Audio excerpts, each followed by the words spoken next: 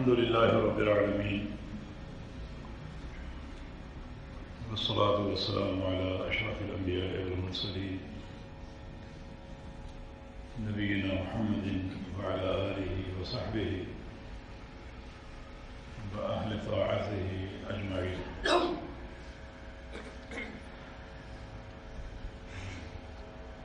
أما بعد، فقد قال الله سبحانه وتعالى: أعوذ بالله من الشيطان الرجيم من همزه ونفخه ونفثه. بسم الله الرحمن الرحيم.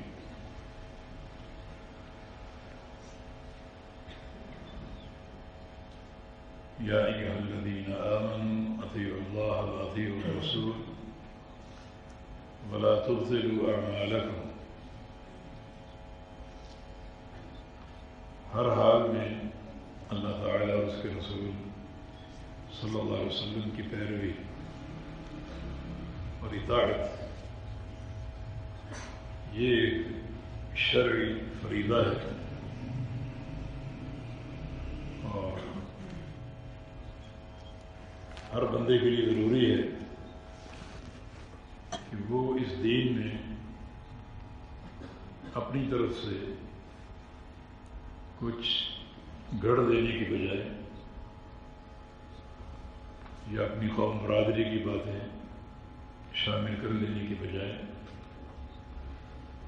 اللہ اور اس کے رسول کی پیروی اور ان کی اطاعت کو اپنے لیے ضروری قرار دے اور ہر قسم کی سعادت کا موجب اور باعث قرار دے. وَإِن تُطِيعُوهُ تَهْتَدُوا. اگر تم میرے نبی کی اطاعت کرو گے تو تم ہدایت پر ہو، ورنہ گمراہ. یعنی ہدایت مشروط ہے نبی علیہ السلام کی اطاعت کے ساتھ. وَإِن تُطِيعُوهُ تَهْتَدُوا، کہ اگر نبی علیہ السلام کی اطاعت کرو گے تو ہدایت پر ہو، اور نبی علیہ السلام کو چھوڑ کر جس کی چاہے اطاعت کر لو وہ سراسر گمراہی. یعنی اس آیت کریمہ کا جو مفہوم مخالف ہے وہ یہی ہے کہ غیر رسول کی اطاعت گمراہی، جبکہ رسول کی اطاعت ہی در حقیقت ہدایت ہے اور کامیابی کا باعث ہے. نبی صلی اللہ علیہ وسلم نے یہ بات اپنی عمر کے آخری حصے میں بار بار ارشاد فرمائی. جب آپ صلی اللہ علیہ وسلم پر یہ بات کھل گئی کہ آخری وقت آنے والا ہے، سفر حج کے دوران سورۃ النصر نازل ہوئی تھی. بسم اللہ الرحمن الرحیم. اذا جاء نصر اللہ والفتح. اور اس سورت کو صحیح بخاری کی حدیث کے مطابق عبداللہ بن عباس رضی اللہ عنہما نے نبی علیہ السلام کی وفات کی صورت قرار دیا تھا کہ اللہ رب العزت نے اپنے نبی کو آگاہ کر دیا کہ جو مشن آپ کو سونپا گیا تھا وہ مکمل ہو چکے، مکہ فتح ہو چکے، اور فتح مکہ کے بعد جو قبائل عرب ہیں وہ ایک ایک کر کے اسلام قبول کر چکے ہیں. اور رأیت الناس یدخلون فی دین اللہ افواجا، فوج در فوج دین اسلام میں داخل ہو چکے ہیں. تو اب آپ سفر آخرت کی تیاری کریں. اس کے لیے 3 چیزیں: فسبح بحمد ربک واستغفرہ، اپنے رب کی تسبیح کرو، سبحان اللہ سبحان اللہ سبحان اللہ کہو، اور بحمد ربک تحمید کرو، الحمدللہ الحمدللہ. اور واستغفرہ اور استغفار کرو. استغفر اللہ یا اللہم اغفر لی، یہ 3 کام آپ نے چلتے پھرتے کرنے کثرت سے. ام المؤمنین فرماتی ہیں کہ نبی علیہ السلام نے پھر انہی اللہ تعالیٰ کے 3 احکام کی روشنی میں ایک دعا پڑھنا شروع کر دی، رکوع میں، سجود میں، اور کثرت سے سبحانک اللہم و بحمدک اللہم اغفر لی. سبحانک اللہم یہ سبح، اور بحمد ربک اور واستغفرہ اللہم اغفر لی. تو کثرت سے آپ نے یہ دعا پڑھنا شروع کر دی. بھیا آپ صلی اللہ علیہ وسلم کو آپ کی وفات کی خبر جو ہے وہ دے دی گئی. اسی حج کے موقع پر آپ نے فرمایا تھا کہ لعلی لا احج بعد عامی ھذا، کہ شاید میں اگلے سال حج نہ کر سکوں اور شاید میرا یہ آخری حج ہے. تو تم نے کیا کرنا؟ خذوا عنی مناسککم، اچھی طرح مجھے دیکھو اور میرا طریقہ حج سیکھ لو. یہ میرا آخری حج اور پہلا اور آخری، اس کے بعد شاید میں حج نہ کر سکوں، تو تم اچھی طرح میرا طریقہ حج دیکھو، سیکھ لو، اس کو اپنا لو اور اس کو آگے بیان کر دو تاکہ لوگوں تک صحیح طریقہ حج پہنچ سکے. تو آپ صلی اللہ علیہ وسلم نے اپنی آخری جو ایام کی باتیں ہیں ان میں اسی اتباع پر آپ نے ترغیب اور تعزیز فرمائی کہ شاید میں آئندہ سال حج نہ کر سکوں، تو تم میرا طریقہ حج سیکھ لو. اور جب سفر حج سے لوٹے تو ایک مقام پر صحابہ کو آپ نے روک لیا. یہ مقام تھا خم، ایک چشمہ تھا غدیر خم مقام پر روک لیا صحابہ کرام کو اپنی وصیت بتانے کے لیے اور اپنی عمر عزیز کی آخری باتیں کرنے کے لیے. فرمایا کہ ایھا الناس یوشک ان یأتینی رسول ربی فأجیبہ، ان قریب میرے پاس بھی میرے رب کا رسول آ جائے گا. اشارہ اسرائیل کی طرف، ملک الموت ان قریب مجھ پر وہ آ جائے گا اور روح قبض ہو جائے گی اور میں اس دنیا کو چھوڑ جاؤں گا، اپنے رب سے جا ملوں گا. ان قریب یہ ہونے والا اور میں ملک الموت کی دعوت کو قبول کر لوں گا موت کی طرف اور اس دنیا کو چھوڑ جاؤں گا. پھر آپ نے فرمایا کہ انی تارک فیکم ثقلین، تمہارے بیچ میں 2 ثقل چھوڑے جا رہا ہوں. 2 ثقل کہتے ہیں بھاری امانت کو. ثقیل آپ بولتے ہیں، ثقیل یا ثقل بوجھ کو، اسی سے ثقل 2 بڑی بھاری امانتیں تمہیں سونپ کر جا رہا ہوں. یہ وہ بھاری امانتیں ہوتی ہیں جو فوت ہونے والا کسی بڑی اہم اور بھاری امانت کو کسی کے سپرد کر، یا پھر مسافر سفر پر جا رہے اور اس کا کوئی قیمتی سامان رستے میں کہیں کھو نہ جائے تو اپنے کسی قریبی کو، ثقہ شخص کو وہ اپنا قیمتی سامان دے دے. یہ میری امانت آپ کو میں سونپ رہا ہوں، بڑی ایک بھاری امانت ہے، آپ اس کی حفاظت کرنا تاکہ جب واپس لوٹو تو آپ سے لے لو. یہی چیز آپ نے تارک فیکم ثقلین، 2 ثقل چھوڑ کر جا رہا ہوں.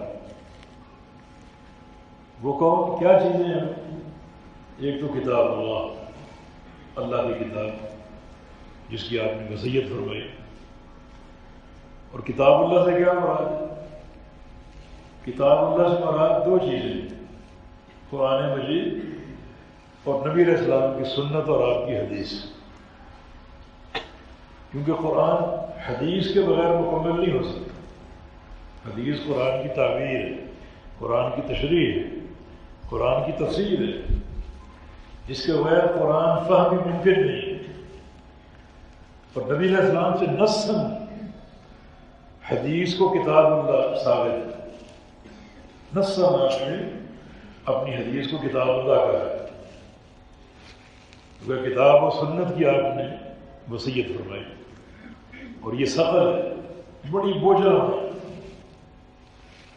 اور دوسری جو امانت سونپے جا وہ اہل بیتی، میرے اہل بیت، میرے گھر والے۔ یہ کیا وصیت ہے؟ گھر والوں کے حوالے سے، گھر والوں کے حوالے سے جو وصیت کی ہے آپ نے، اس کے دو معنی ہو سکتے ہیں۔ ایک میرے اہل بیت کا اکرام، ان کی عزت، ان سے محبت، یہ ایمان کا حصہ ہے۔ جو شخص نبی علیہ السلام سے محبت کا دعویٰ کرے اور آپ کے اہل بیت سے محبت نہ کرے، اس کا محبت کا دعویٰ جھوٹا ہے۔ تو ان سے محبت کرنا، ان کا اکرام کرنا۔ دوسرا، اہل بیت سے تمہیں بڑا دین ملے گا، ان کو چھوڑ دو گے تو وہ دین کیسے لے سکو گے جو ان کے توسط سے تم تک پہنچے گے؟ اہل بیت سے کیا مراد؟ ایک بندے کے گھر والے کیسے بنتے ہیں؟ دو طریقوں سے۔ ایک تو نسبی رشتے سے، آپ کا بیٹا، آپ کی بیٹی، یا آپ کے اہل بیت سے، نسبی رشتہ، نسبی تعلق۔ اور ایک تعلق ہے مصاہرت، دامادی، آپ کی کہیں شادی ہوگی، ایک عورت آپ بیاہ کر لائیں، وہ آپ کی گھر والی ہے، وہ آپ کے اہل بیت سے۔ تو اہل بیت کی آپ نے وصیت فرمائی، یہ میرا ثقل ہے۔ یہ دو طریقوں سے اہل بیت بنتے ہیں، نسباً اور مصاہرت، نکاح کے طریقے۔ تو اہل بیت کی وصیت کیوں فرمائی؟ ایک تو ان کا اقرار، جو نبی علیہ السلام سے محبت کرتا ہے، مگر اہل بیت کا بغض اس کے سینے میں، فاطمہ کا بغض ہے، حسن کا، حسین کا، عائشہ صدیقہ کا، یا جناب میمونہ کا، حفصہ کا، تو اس کی محبت کا دعویٰ جھوٹا ہے۔ پھر سب سے اہم بات یہ کہ اہل بیت کے ذریعے تقریباً آدھا دین امت تک پہنچے، گھر کی ساری باتیں، بیشتر باتیں سیدہ عائشہ صدیقہ نے بیان کی، گھر کی باتیں، کمرے کی باتیں، حتیٰ کہ لحاف کے اندر کی باتیں بیان کی، ایسی باتیں جو عام حالات میں لوگ نہیں بتاتے کسی کو، وہ بتائیں گی امت کی اصلاح کی خاطر، تاکہ امت تک یہ سارا پیغام، نبی علیہ السلام کی پوری سیرت طیبہ، آپ بازار میں ہوں، مسجد میں ہوں، لوگوں کے لیے رہنما ہے، آپ سفر میں ہوں رہنما، حضر میں ہوں رہنما، آپ گھر میں ہوں رہنما، چار دیواری کے اندر ہوں آپ کی سیرت رہنما، لحاظ کے اندر ہوں وہ سیرت بھی امت کے لیے رہنما، ساری باتیں ہیں۔ تو اگر اہل بیت سے تعلق نہیں ہے تو یہ سارا ذخیرہ کہاں سے لو؟ یہ گھر کی باتیں کہاں سے لو؟ یعنی گویا دین تقسیم ہو گیا، آدھا دین گھر سے باہر، آدھا دین گھر کے اندر، رات کی باتیں، دن کی باتیں، تنہائی کی باتیں، یہ تمہیں کیسے ملیں؟ یہ ثقل، یہ دو انتہائی اہمیت کے حامل ہیں۔ سیدہ عائشہ صدیقہ رضی اللہ عنہا اکیلی وہ خاتون، نبی علیہ السلام کی بیوی، جو تقریباً 2000 حدیثوں کی راوی، 2000، تو معمولی متاع نہیں، 2000 نبی علیہ السلام کی سنتیں، نبی علیہ السلام کے فرامین، ان کے توسط سے امت تک پہنچے۔ اور اگر آپ کو حدیثیں پڑھیں یا جمع کریں تو دین کے سارے فنون آپ کی حدیثوں میں سمٹ گئے، بڑی بڑی اہم باتیں، بڑی بڑی اہم باتیں، بعد کا نبی علیہ السلام کے بعد ارشاد فرمائی۔ اور اگر آپ اس کی وضاحت نہ معلوم کرتے ہم تشنا رہے. مثلا نبی علیہ السلام نے موقع پر فرمایا تھا من احب لقاء اللہ احب اللہ لقاءہ ومن کرہ لقاء اللہ کرہ اللہ لقاءہ. جو اللہ تعالیٰ سے ملنا چاہے گا اللہ اس سے ملنا چاہے گا. جس کے دل میں اللہ سے ملنے کی محبت ہوگی، شوق ہوگا، اللہ تعالیٰ کو اس سے ملنے کی محبت ہوگی. اشارہ موت کی طرف. جو کہے، جو چاہے، جس کو یہ شوق ہو، اس چیز کی محبت ہو کہ میری موت واقع ہو جائے اور میں اپنے رب سے جا ملوں، اللہ اس سے ملنا چاہے گا. تو من کرہ لقاء اللہ، اور جس کے دل میں اللہ کی ملاقات کا شوق نہ ہو، مرنے کا شوق نہ ہو، اللہ تعالیٰ کو اس سے ملنا نہیں چاہے. حدیث آپ نے بیان فرمائی، ام المومنین نے سنی اور سوال کیا کل یکرہ الموت. یہ سوال آپ کے دل میں بھی ہے، میرے دل میں، کہ موت سے کون پیار کرے، کون چاہتا ہے کہ میں مر جاؤں. عرض کیا کہ سب موت سے نفرت کرتے، موت سے کراہت کرتے. کون چاہتا ہے کہ میں مر جاؤں؟ حتیٰ کہ میدان جہاد میں جہاں شہادت کی موت ملتی، بعض بار نبی علیہ السلام بھی دو لوہے کی دریں پہن کر گئے. صحابہ کرام دریں لے کر گئے، ہاتھوں میں تلواریں جہاد. کون چاہتا ہے مر جاؤں؟ شہادت کی موت کی تمنا سب کرتے. سوال بڑا اہم، اور یہ توفیق اللہ تعالیٰ نے سیدہ عائشہ رضیہ کو دی یہ سوال کرنے کی. رسول اللہ صلی اللہ علیہ وسلم فرمایا کہ عائشہ، اس حدیث کا معنی یہ ہے کہ جب بندے کی موت کا وقت قریب آتا ہے، سب نے مرنا، موت کا وقت قریب آتا ہے، اگر وہ بندہ نیک ہے، صالح ہے، متقی ہے، مومن ہے، اچھے عقیدے والا ہے، تو فرشتے اسے جنت کی بشارت دیتے. بشارت مل گئی، اب اس کا جی چاہے گا جلدی مر جائے، جلدی اپنے رب سے جائے اس بشارت کے بعد. یہ اس کی نیکی اور تقویٰ کی بنا، اور اللہ بھی چاہے کہ بندہ جلدی میرے پاس آئے. جس کو بشارت مل جائے اس کے لیے دنیا کی زندگی پھر یہ چھوٹی ہو جائے. میدان بدر میں ایک صحابی وہ کھجوریں کھا رہے، جھولی میں کھجوریں رکھی. نبی صلی اللہ علیہ وسلم پوچھتے ہیں یا رسول اللہ صلی اللہ علیہ وسلم، اگر میں اس میدان میں کود جاؤں، آگے بڑھتا رہوں، پیچھے نہ ہٹوں، ہر زخم سینے پر کھاؤں، کوئی زخم پشت پر نہ کھاؤں، حتیٰ کہ سارا خون بہا کے شہید ہو جاؤں، تو مجھے کیا ملے گا؟ فرمایا کہ جنت ارض السماوات والارض، تجھے جنت ملے گی جس کا عرض زمین و آسمان کے برابر. اتنا بڑا باغ تجھے ملے گا.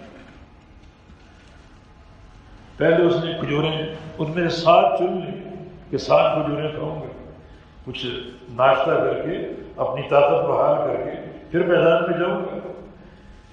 اب وہ 7 کھجوریں جوڑی میں رکھی ہیں، انہیں کہتا ہے کہ تمہیں کھانے بیٹھ جاؤں تو دنیا کی زندگی لمبی ہو جائے گی، مجھے ابھی جنت چاہیے. وہ بھی ایک طرف جا میدان میں کود گئے. آگے بڑھتے بڑھتے شہادت کی موت سینے سے لگا. پھر دنیا کی زندگی تنگ ہو جاتی ہے، یہ سانسیں تنگ ہو جاتی ہیں، تو وقت موت آتا ہے، فرشتے جنت کی بشارت دیتے ہیں. اب وہ جی چاہتا ہے مضطرب ہے کہ جلدی یہ زندگی ختم ہو، اپنے رب سے جا ملوں، اور اللہ بھی چاہتا ہے کہ میرا بندہ میرے پاس آئے. اور اگر بندہ فاسق، فاجر، برا، بدکار، بدعقیدہ، بدعتی، تو فرشتے اس کو موت کے وقت جہنم کی بشارت دیتے ہیں. اب جب جہنم کے شعلے اس کو نظر آئے تو کیسے چاہے گا میں مر جاؤں؟ مرتے ہی جہنم، مرتے ہی اللہ کا عذاب ہے. اب وہ موت سے کراہت کرے گا، اللہ تعالیٰ بھی اس بندے سے کراہت کرے گا. دیکھیں یہ حدیث کتنی باتیں ہوگی، اور یہ توفیق اللہ نے کس کو دی؟ سیدہ عائشہ دی. اور یہ سطر ان کو پکڑ لو، اپنا دین ان سے سیکھو. تو نبی علیہ السلام کی یہ آخری عمر کی باتیں، اور اس میں آپ کی ترغیب کیا ہے، آپ کا حکم کیا ہے؟ اتباع. دین مجھ سے سیکھ لو، دین مجھ سے سیکھ لو. یہ دین تمہاری خواہشات کا نام نہیں، یہ دین تمہاری قوم برادری کی خواہشات کا نام نہیں، یہ دین تمہارے باپ دادا کی خواہشات کا نام نہیں، یہ دین تمہارے مشائخ کی اور پیر و مرشد کی خواہشات کا نام نہیں. یہ دین صرف قال اللہ اور قال رسول اللہ. وہ آخری عمر ہی کی یہ حدیث ہے کہ ترکتکم علی البیضاء، کہ ترکتکم علی المحجۃ البیضاء، کہ لوگوں دنیا سے جا لیکن تمہیں خالی ہاتھ چھوڑ کر نہیں. المحجۃ البیضاء تمہیں دے کر جا، ایک ایسا راستہ جو روشن اور واضح ہے، منارہ نور ہے، لیلھا ونہارھا سواء، اس کی رات اور دن برابر ہے. جو دین دے کر جا رہا ہوں اس میں اندھیرا نہیں ہے. اندھیرے ظلمات تمہارے بنائے ہوئے راستے میں، میرے پیش کردہ راستے میں کوئی تاریکی نہیں، کوئی اندھیرا نہیں. یہ المحجۃ البیضاء لیلھا ونہارھا سواء، اس کی رات اور دن برابر ہے. تمہاری جو رات یہ دن ہے اس پر رات غالب آ جاتی ہے. ابھی رات ہے، اندھیرا ہے. یہ دین جو ہے اس کا دن بھی دن ہے اور رات میں دن ہے. ہر چیز واضح بالکل واضح چھوڑ کر. اب تکلیفیں بہت سے ہیں، صدمے بہت سے ہیں. کسی نے شاعر کہا، کسی نے ساحر کہا، کسی نے دیوانہ کہا، کسی نے آنکھوں کے سامنے صحابہ کو اذیتیں دی، حتیٰ کہ بیٹی شہید کر دی گئی. مکہ کے 13 سال دعوت کی میدانوں میں گزارے اور مدینہ کے 10 سال جہاد کرتے کرتے گزار دیے. کبھی بدر، کبھی احد، کبھی حنین. تکلیفیں بہت سے. ان 23 سالوں میں آپ نے آرام نہیں کیا، لیکن صدمے برداشت کیے، تکلیفیں صحیح. مگر یہ بات حتمیت کے ساتھ، قطعیت کے ساتھ فرمایا گیا کہ میں تمہیں ایک واضح راستہ اور روشن پروگرام دے کر جا رہا ہوں. خالی ہاتھ نہیں، روشن چیز. پھر وہ شخص بڑا بد نصیب ہے جو اپنے پیارے رسول